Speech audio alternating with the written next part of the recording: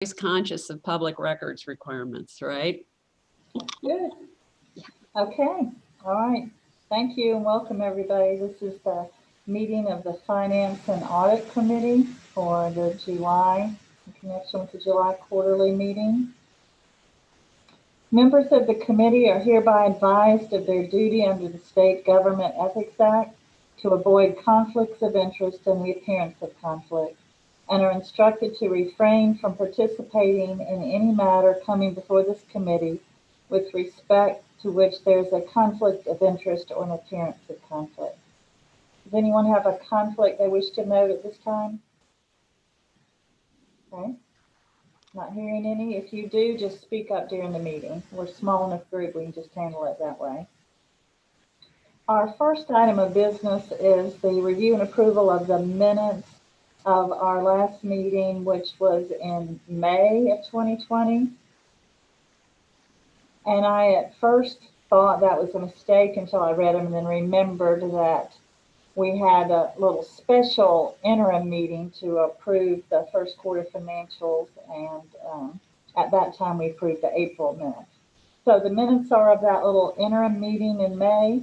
I think you probably all reviewed them. Anyone have a motion to approve those or otherwise? I so move. Second? There aren't many of us, so Colin, you may have to second everything, or. Oh, I second, I'm sorry. Yeah. Okay. That's what you give me the big money for. That's right. All in favor, just say aye. Aye. Aye. Those opposed? Okay. All right, those minutes are approved. Okay. All right, welcome, Mark. Our next item then is our financial statements for the second quarter of 2020. And I've looked at those, and I thought it'd be good to just have Alice or Jaya just give us a few highlights of those. I'll do that, Barbara. And I think that maybe the more interesting report is the one that is under item 3, which is. So maybe we do those together. Yeah, I think they kind of go together. The only thing I'd point out about our current financials is that dues collection is $1.9 million behind what it was at the comparable time last year. We think there's two things that are going on. At the beginning of the year, we were moving to all online collections. And we're not sure if people making that transition or our messaging was so good in letting people know that delinquency didn't actually occur until July 1st, but we had a lot of delay even before COVID-19. And then once COVID-19 came, there were the financial problems that everyone was having, but lawyers were having especially. And then at the April meeting, the council decided to delay the delinquency date and the late fee and to delay collection actions. And so we think that also sort of encouraged people to wait a little longer.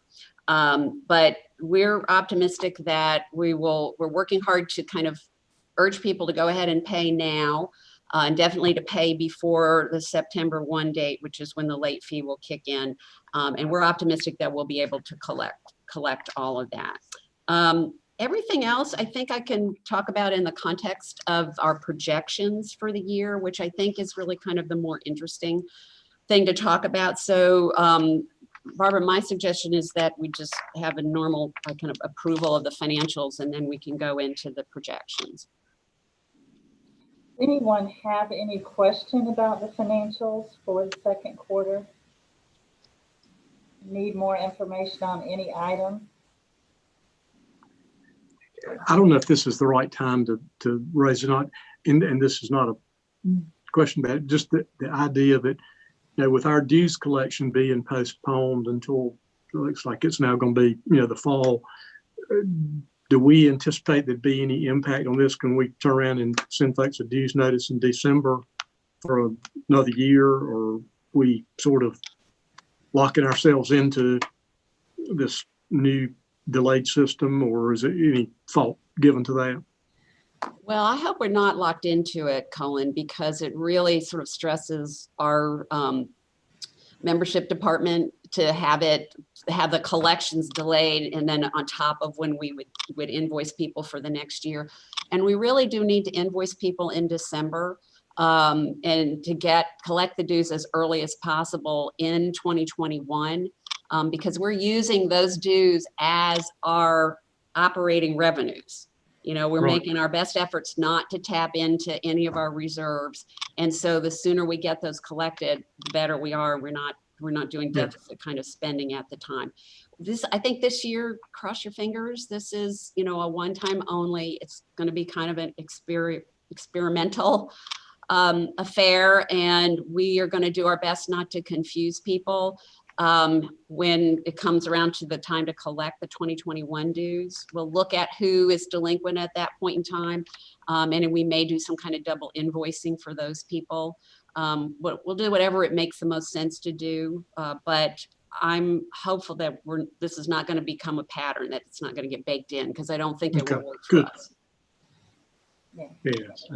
We certainly may hear some from it, but they still then, even under normal circumstances, they have till July to pay, correct? Yes, ma'am. Well, the late fee would be incurred usually on July the 1st. We would have added that to their invoices, but we don't start the collection efforts until after the July meeting. So now we're not starting those until after the October meeting. Right. I mean, I was thinking of next year, so, okay. All right. When somebody, can I ask a question? When somebody pays with a credit card, I mean, it's the same thing as if they paid me. There's a percentage that we lose on that. Is that right? That's correct. Mm-hmm. But the other side of that is that we get the money in immediately. And also we have fewer people who just don't pay at all. I mean, they're borrowing to pay us, but we're not the ones that have to go through the collection process for them. So, well, I don't have a problem with that. I just wonder how we factor that into the budget, because after a while, whether it's 3% or whatever, 3% of $1 million is a lot of money. It's in the budget. There's a line item for that. Jaya, can you tell us where that is? Yes, it's in the bank fees at the expense portion. But Darren, to add to another part to your question, so yes, there is a fee for processing the credit card payments, but there is also a fee for processing paper checks. So we are offsetting that to incur the other fee. I mean, this year it's budgeted $155,000, so it is a significant amount of money. Yes, it is. That's all I have. Okay, do we have any other questions or a motion to approve the second quarter financials? I make a motion to approve them. Thanks, Dan. Second. Okay, all in favor? Aye. All right, those opposed? All right, that motion passes. And I think probably the rest of you, like me, as you were reading through this, I was thinking, what does this really mean with respect to where we are right now? And then I flipped over and saw that Jaya and Alice had anticipated that question and had worked out for us some projections, because it's very helpful. Certainly some things we know, expenses, we would have been about 50% now, but others wouldn't work out that way. So they can, Alice, if you want to, or to present to us on the proposal and your projections. Yeah, actually, when we went to remote work and we knew we were going to have some unusual circumstances, I suggested to Jaya that we needed to start tracking our additional expenses due to COVID-19. And what we've come to find out is, while there are a few additional expenses, they're about roughly $2,000 paying for like sanitizer and stuff like that. The money that we're not spending is far more significant and substantial.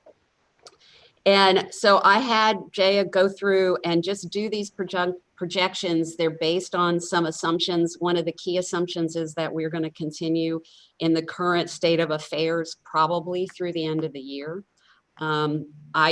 I think that's highly likely. It presumes that basically we're not going to have travel for the remainder of the year. The projections also presume that we're not going to have an in-person October meeting, although we've looked at it from both sides on that, and I'll get to that in just a minute. But what we're seeing across the board is while there are some things where we're spending more, particularly in the area of what we need to support people working remotely in terms of computer stuff, we're mostly seeing, and I'm going to call it savings. That feels like a sort of the wrong word in a way, because we're not trying to save. This is just as a result of our current circumstances. So starting with the operating revenues, we are presuming that we're going to have 100% collection. Last year, we collected more than 100% of what we projected in the budget, meaning we had more people who joined the bar. That, you know, kind of remains to be seen. We've got an interesting situation with the bar exam and all of that, but we are presuming that we will collect 100% of what we projected. With regard to CLE to LAP, this is the money that CLE pays to LAP or gives to LAP, grants to LAP every year to support its program based on the surplusage that CLE traditionally experiences. We've reduced that amount primarily because there's been, the CLE program has experienced some difficulties this year because of COVID-19. And also Jaya noticed that traditionally there's kind of 1 year where there's a sort of a bonus year, and then the next year it's lower than what we anticipated. So she reduced the amount that CLE would pay to LAP at the end of the year. We've reduced penalty income for obvious reasons. We're delaying the requirement that people pay the penalty income in for 2 months. So we assume that's going to be less. Interest income, we've reduced the projection on interest income because the interest rates are so low right now. And then one thing I think is interesting for you to note is North Carolina legal directories. We typically get 2 payments of royalties from them. We would have received 1 by now in a normal year. We've received nothing from them.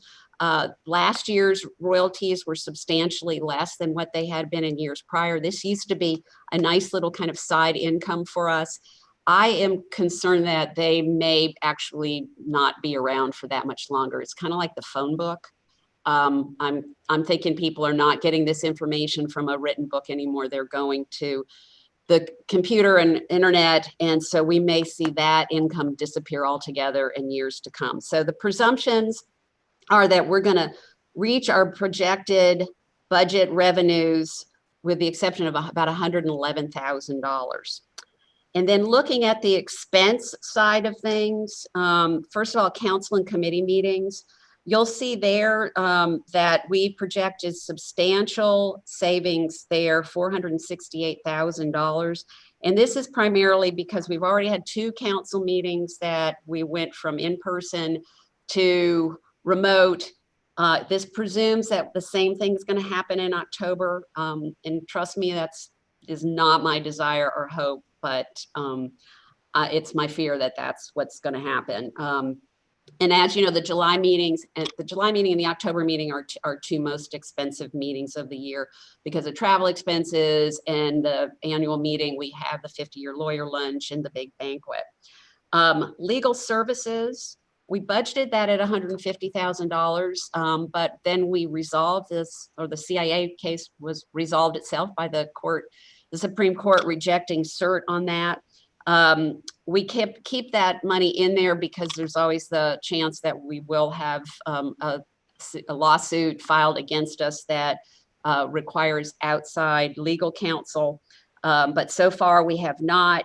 However, we have retained Alan Duncan's firm again to help us with a public records request that we've gotten relative to the CIA case. So we're anticipating that the total legal fees for the year will be $40,000. And so we'll have savings of $110,000. But again, that can be a little iffy in making that projection.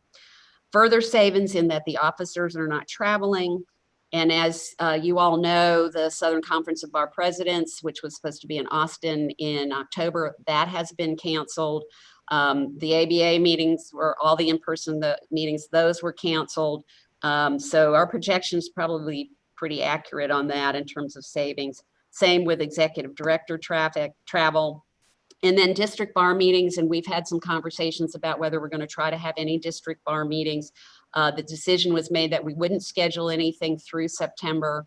But again, that means that's October is doubtful that we would have a district bar meeting if we're able to have in-person meetings, simply because the annual meeting is so time consuming. So that would leave basically November and possibly part of December if we're able to have in-person district bar meetings, which I think is doubtful. So again, we're projecting substantial savings there. On personnel expenses, we are not furloughing anybody at this point in time. So our personnel expenses remain the same for the remainder of the year. We have one really great piece of news, which was we were able to negotiate a good rate for the health insurance that starts back up as of August 1. So the original proposal from Blue Cross Blue Shield was an increase of 10%. And through our good benefits people, Joe Cerrone's good work, we got that down to 3%. So there's substantial savings in that line item. And then staff auto, staff training, staff travel, and professional development travel, they're all COVID-19 victims. There's just no traveling going on. So again, we have substantial savings in those categories. So overall for personnel expenses, we're predicting about $66,000 that we're not going to spend. Trial expenses, and those are the next two categories, DHC expenses and investigation expenses. Once again, we have not had any substantial DHC activity really since March. Catherine, is that right? Just nod or raise your thumb or something. But, basically, Don Prentice said, we're going to do what the courts are doing. We're not going to have hearings. Don and I have talked about this. And my feeling on that is that we have to get about the business of the state bar. We can't be on delay, even though it looks like COVID-19 is going to be around for a while longer. So Don is looking at ways to get the DHC hearing proceedings again. We think we can do them safely inside the State Bar building in the large courtroom with certain restrictions on that. And so we'll be working on that. But the first one's not scheduled till August. So we've had basically half a year or 6 months of no activity for the DHC. So that's why you see all of the savings in those line items, from the trial commission expense right through the miscellaneous trial related expenses. So again, about $39,000 savings when you combine those categories. On office expenses, we're not using as many office supplies as we had been using. We are not having staff appreciation events. We're doing Zoom things where it's bring your own bottle. So we're not spending any money on those things. The same is with printing. The one area where we are seeing additional costs is our software licenses. We've had to purchase more software licenses and to enable people to work remotely and have access into our databases remotely and safely. And the same is true with the managed services. This is the company that we hired to assist us and who pulled our buns out of the fire last fall when we had a ransomware attack. They are far more expensive than we had anticipated. A lot of that is because they're helping us to make some transitions that we needed to facilitate the at-home work. So an office expenses, we're anticipating about $12,000 in additional expense there.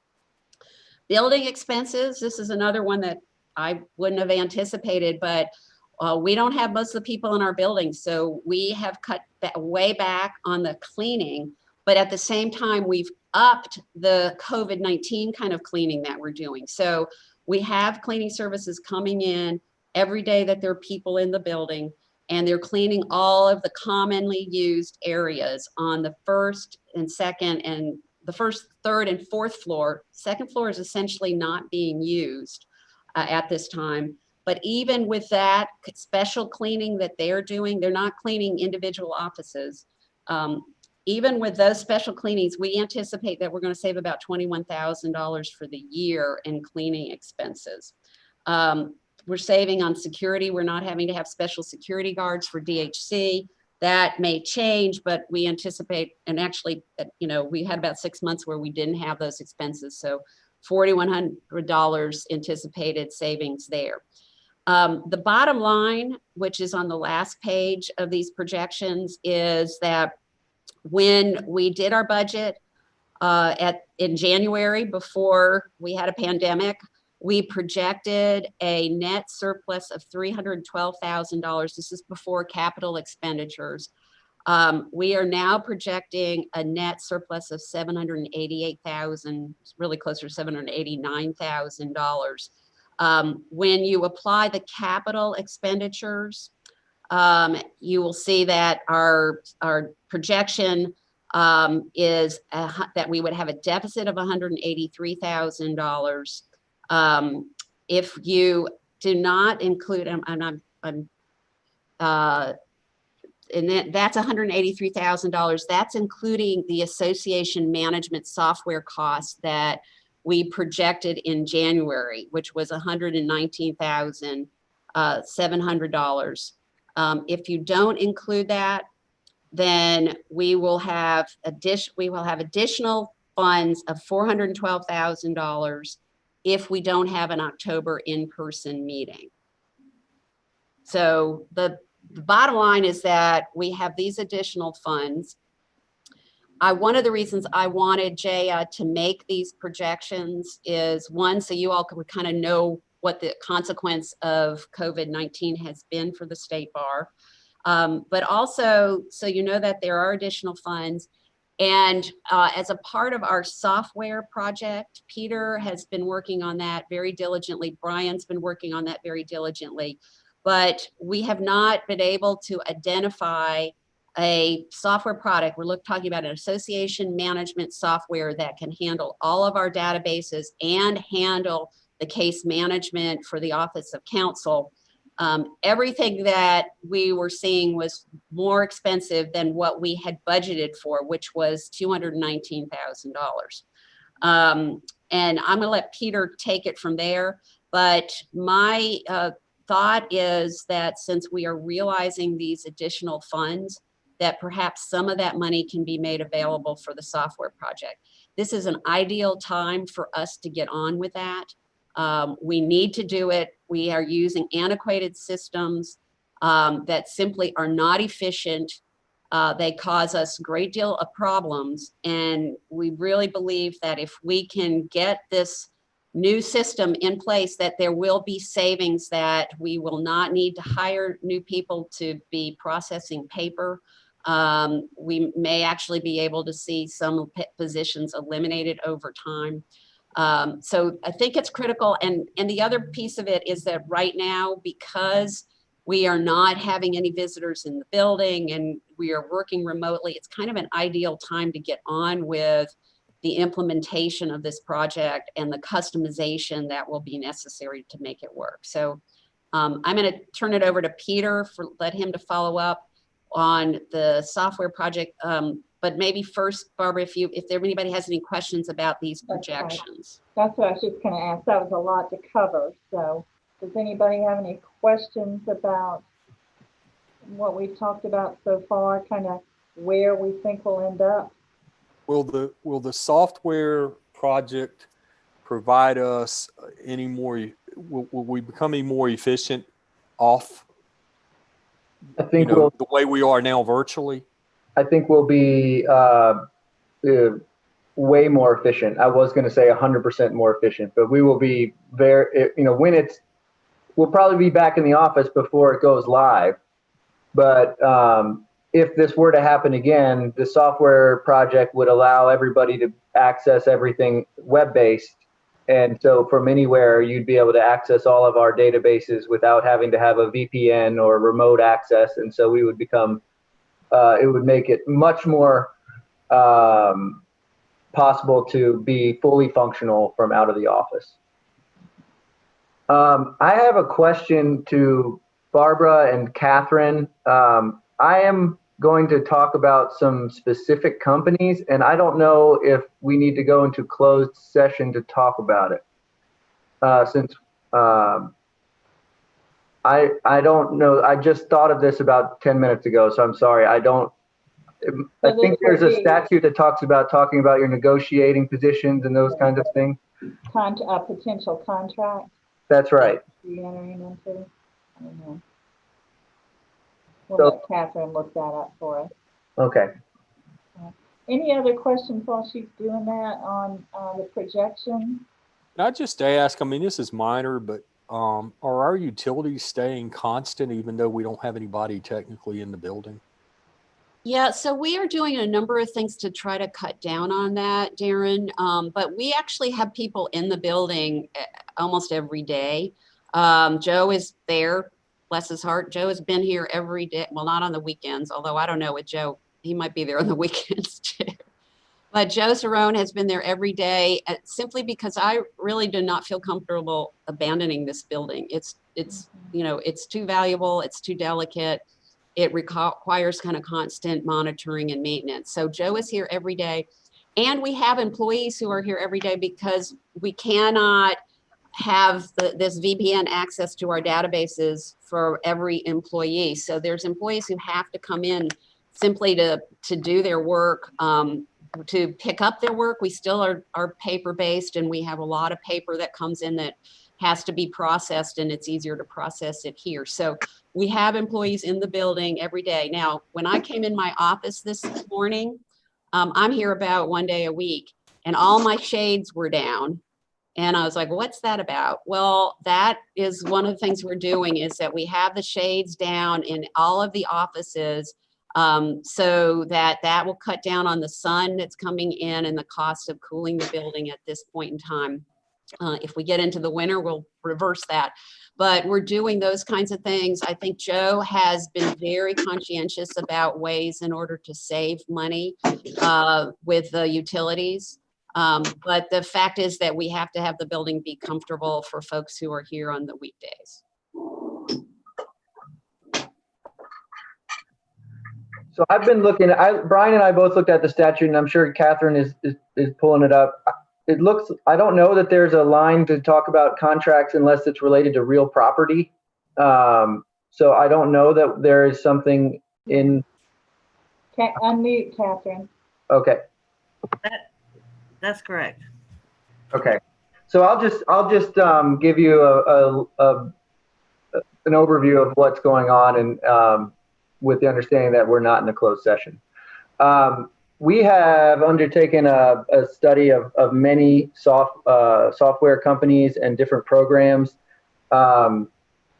including some national programs and some smaller programs that either work with associations or agencies across the country.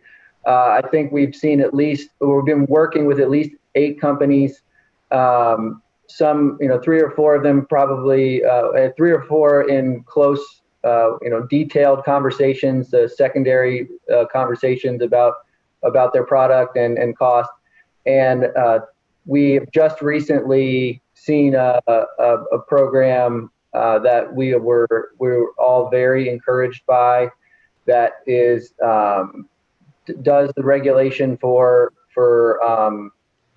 entities that we know and can talk with, and that I have gotten references from, that are all very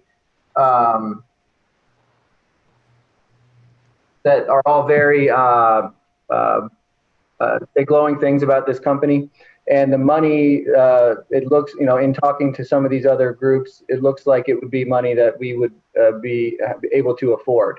Some of the companies that we have been looking at are just too expensive, and upper, $700,000 to $800,000 for implementation, and then an annual fee that could be $100,000 a year. And so it's tough to swallow those, but we've found, I honestly think we found the right company that we want to recommend. And it is in a much more affordable range, that if we were to get this additional money, that it would be more than enough to cover our initial costs, I believe, with this company. I would love to share more, but I do think it probably would be premature to talk too much about it in this setting, but I think it is.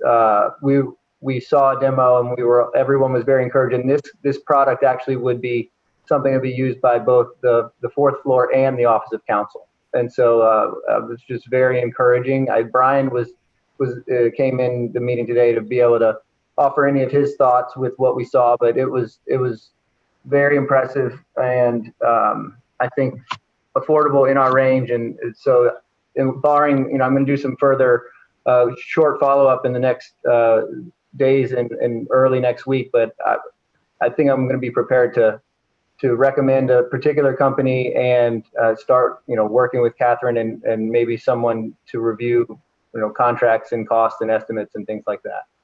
So Peter, let me ask you, I guess that Allison mentioned we had quote budgeted or talked about 219,000.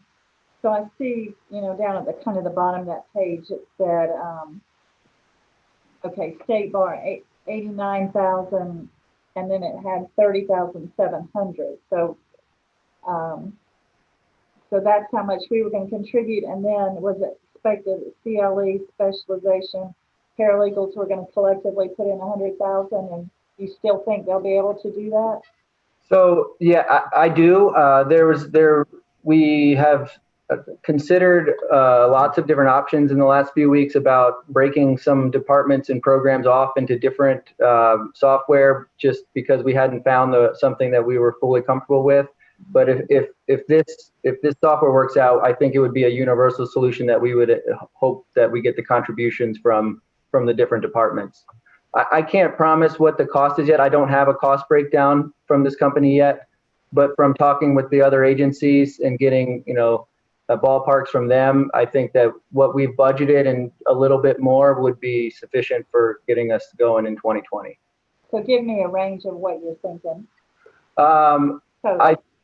Sure. It is, for instance, at one of the agencies, estimated that over a 5-year span, they will pay around $700,000 total, with a couple hundred upfront and then some annual costs of maintenance, of 75 to 80 a year.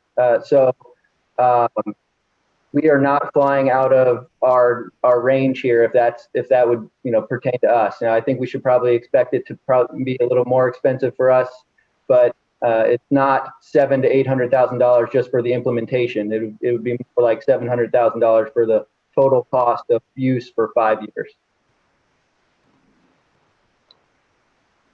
Peter, am I understanding you correctly? You think that in this year it would fall within what we already budgeted, which was Barbara, just for your benefit, we budgeted $189,000 as a capital expense plus $30,000, which would be for the additional licenses that we would need. And the $30,000 would definitely be a recurring cost, right, Peter?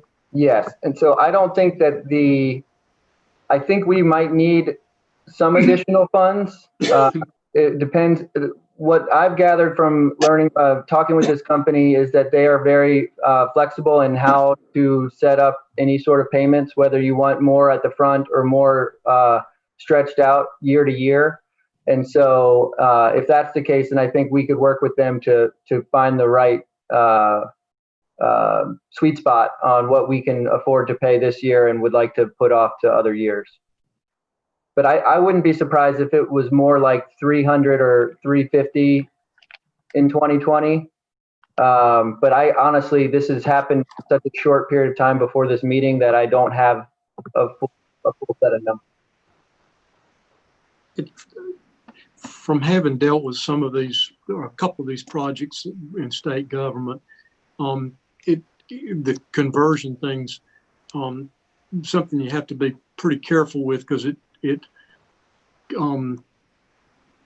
seems like there has been in the past some issues whether people's expectations are not aligned, and it's very easy to creep these things to where when you get down to it and it starts to work, you say, well, this is what we anticipated, and well, this is not what you get. We can get you that if you pay more money. And it's I would just encourage to, if there's somebody that we've got that's got any kind of prior experience with this, it would be good to have them come in and just maybe assist with it, because it's an area where it's hard for folks in business and people in the tech world to always have their expectations meet each other. That's a really right on, Colin. I think that it is something we'll have to talk about when we get to the point of starting this project, whether we would want to explore contracting with a project manager or talking with our managed services company if they have project managers that could be someone we could utilize, because I do think it's important we felt that on our last big project that you need to have the ability to talk in a way that everyone understands. And but as far as this one company, I've received nothing but glowing references from people that I don't know and from people that I know that are using them, that talk about how well that the build went and their ability to recommend more efficient processes than what we already do, instead of just recreating what we do, but actually improving our systems. And so we were very impressed. I don't want to speak here for Heather other than what she told me. She really liked the product from the Office of Counsel. Alex Nicely from the Office of Counsel liked the product. Brian likes it. I think he's talked to some of his staff that in the paralegal and specialization that liked it. So I after looking at everything, I know that we can't find this is the perfect thing. We have to find a company that you trust. And I'm with the references and just our experience, I'm close to feeling like we're there with this particular company.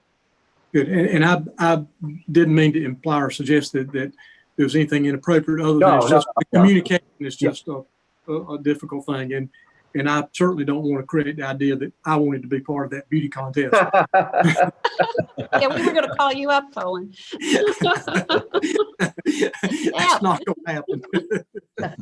I feel like, it's maybe a chance for us to reap something good out of the bad, tough time that we've had this year, that we may end up with some extra money because of that we won't have again. So it is a good time for us to explore it, I think.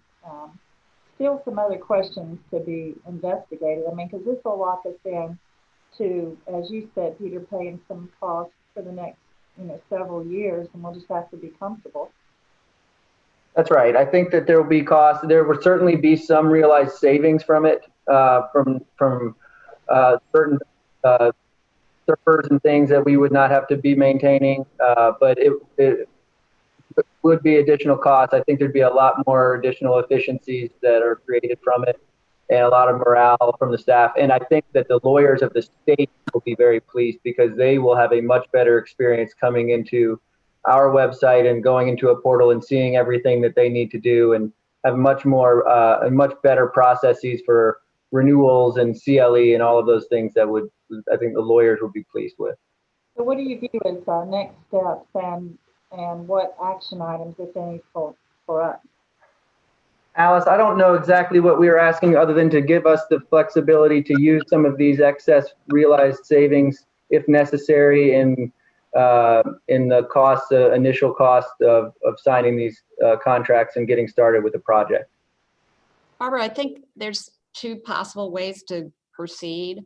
One would be, let us go forward, explore this further, and get a contract or a proposal from the software company, and then to convene a special meeting of finance and audit to review that and give us the thumbs up. This is an interesting question. How much can we kind of go off the budget without having to have direct authority from finance and audit or from the council? That's never really entirely been clear to me, but I feel a lot more comfortable if you all are with us along the way as we do this. So that seems to me to be the right course. We can't, at that juncture, we can't call a meeting of the council to authorize it, and I don't think that's really necessary. What I'm wondering is if you want to, in your report to the council on Friday, to just indicate to the council that the committee is, has looked at this question We're looking at a software solution for our association management issues, and that the Finance and Audit Committee will be consulted and will provide approval before we enter into that contract, which may be in excess of the specific amount in the budget, just to make that projection for the council. It seems to me that if with the Finance and Audit Committee's approval to enter into the contract when it comes, and then we can report on that at the October meeting. I'd prefer that. I don't know about the others, but I would like to get a look at it. So yeah, that sounds good to me. Darren, Colin, Gray? Yeah, I think that's a great idea. And I think probably the council might be interested, executive committee and council might be interested in a little bit of analysis about the cost avoidance that we think we may have this year, some cost avoidance because of our Zoom meetings and those sort of things, and that this might be a timely point at which to make some improvements and put us in a position to deal with it either ongoing or in the future. Right. I did not include that projections in the executive committee agenda, but we can certainly send that to the executive committee members and tell them, and then I can make a presentation on that at the executive committee meeting on next Thursday. And then Barbara, this I guess is your call, but I think it might be helpful for folks to sort of get an idea about that, and it might be I just thought it might be a good idea. Yeah, no, I agree. And Alice, I don't know if we need to go into the detail we went for this committee. Right. I think in summary we could say, that there are projected savings due largely to the having the meetings remote and some other things. Yeah. When would you expect, Peter, that we would be in a position, best case scenario, to contract for this and need the money? I don't know, Darren. I hope that it's it depends on how quickly this company moves on this next steps. But I hope that it's within a month. If we could get an actual proposal and then have a contract that would be reviewed by Catherine and potentially a lawyer who specializes in these things to get something signed. I want to move quickly. I think our staff needs it, and we need to get this thing finalized. Obviously, even if you have a contract that's in July or August, there's no chance you're going to go live until 2021, but we got to get started on it. So, well, I think time is our friend, even though I think we need to move on it as quickly as possible. I think time is our friend, because the longer we go, the less these numbers are projected and they become actual numbers. And I think they're easier to swallow at that point in time. So I'm kind of, I don't want to, the old adage, you don't want to count your chickens before they're hatched. I think it's safe to say that these projections are pretty solid, but as we get closer to the end of the year, we know they're going to be even more solid. So, well, you're right. And I'm optimistic that we can work with this company to structure payments in a way that we know we're comfortable and have the money and are not guessing on whether we'll have the money. Yeah, and Darren, Alice and I talked about this a little bit, and the dues projections at 100% will probably come true because people have to pay us. It could be that it's into next year. So, but I assume we have money in our reserve that we could use if we had to. Jaya, can you respond to that? So yes, Barbara, you're right.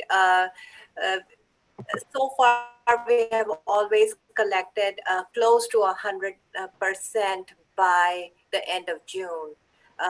So I'm hoping by September 1st we'll be in that position, but it's hard to tell. There's nothing to go back historically to pull that information from.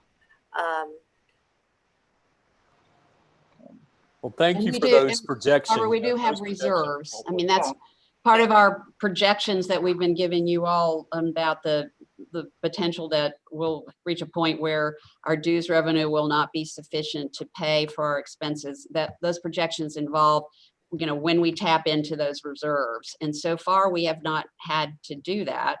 And presumably, again, this year, we won't have to do that.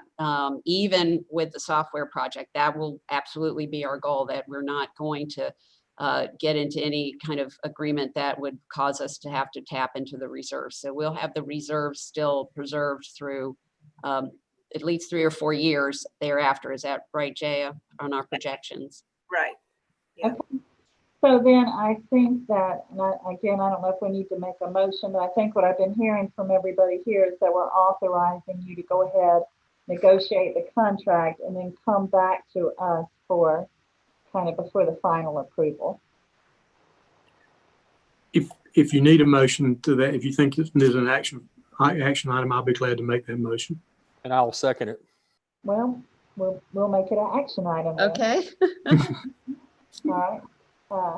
All in favor, say aye. Aye. Yeah. Any opposed? Okay. All right. Okay, the next item on our agenda is the selection of our independent auditor for 2020. I think we had talked about this at our last meeting, that Bernard Robinson could do it again. They've done a good job. They're familiar with us. We now have the proposed engagement letter. I've looked at that. I assume the rest of you have looked at it. Jaya, have you looked at it? I have, yes. Okay. I didn't have any questions. Anybody else have any about that? Barbara, if I could just make a comment. Jaya not only has reviewed it, but Jaya, in her typical fashion, went to bat for us. They originally came back with a 5% increase in what they were going to charge us. And Jaya said, no, I don't think so, because you told us this audit this past year went as smoothly as any audit you have done for the State Bar. You said it took, like less than half the time it would normally take, because I showed up at the door with all the documents you needed on day one. And she negotiated with them, and they reduced their increases down to 2.5%. So that is all from Jaya. She does a fantastic job. Thank you, Jaya. And Good. I Thank also you. noticed in one of the notes that you got us a slight incremental increase in our interest. So appreciate that too. Good. Thank It adds up. Okay. Anybody else have a question about the engagement letter? Or do you want to, do I have a motion to approve it as it is? So move. Second. Any further discussion? Okay, all in favor say aye. Aye. Any opposed? All right, thank you. And the last item that we have on our agenda is the State Bar policy requires that the council approve any personnel policy that increases paid benefits. And in this case, what we're going to be doing is increasing the benefits, but that's because the federal law has changed in response to the coronavirus. So it is that Families First Coronavirus Relief Act, which provides some additional sick leave. There was an explanation of it in your materials. Probably everybody's familiar with that. So really what I guess we'll be doing is recommending to council approval. Alice, you want to speak to what our action item is on that? Yeah, well, we have an existing policy of the council that anytime there is a personnel policy that would result in additional expense to the council, that the council has to approve that. So typically it comes up with regard to policies that relate to benefits. The Family First Coronavirus Act did some rather complicated things with expanding family medical leave to people who are out because they're sick, they're taking care of somebody sick, or they're taking care of kids. It was really complicated. Joe and Martha did a phenomenal job in educating themselves about what was required, because it was not easy. It also, there's two aspects. One is the leave expansion, and the other is increasing paid sick leave. the policies explain it much better than I can. And we worked really hard on writing these policies so you could understand them, because again, it was not easy to figure it out from the information that we were getting from the statutes themselves. But so far, we haven't had anybody that's needed any of this. We have not had, I'm not knocking on wood, we've not had anybody who an employee was sick or a family member was sick that the employee needed to take extra time to take care of that person. So it is possible that the leave that relates to childcare will come into play at some point in time, but I don't think financially this is going to be a huge burden on us. So Thank you. You need to approve submitting it to the council, or? Yeah, the council has to approve it, so Okay. you all are approving the submission to the council. Do I have a motion to that effect? I would move that we recommend the approval of the personnel policy changes offered by staff. I second. Okay. Any discussion? I don't know what we would do if it didn't pass, since we have to do it, but. You know, I sort of pondered that, but I thought the discretion was better here and just go through. It won't be an process. issue. All right. All in favor say aye. Aye. Those opposed? Okay. Anything else to come before this committee? Any further discussion, questions, action items? Nope. Well, it's Friday afternoon. Barbara, after you adjourn and we go off camera, if you all would just stay on so we can talk about the virtual reception next week. All right. I'd just like to sort of go over the key components of that. Okay. But that's All right. it's not business, it's social. Sure. So we don't need to have that be part of this business meeting. Okay. All right. Thank you. Then we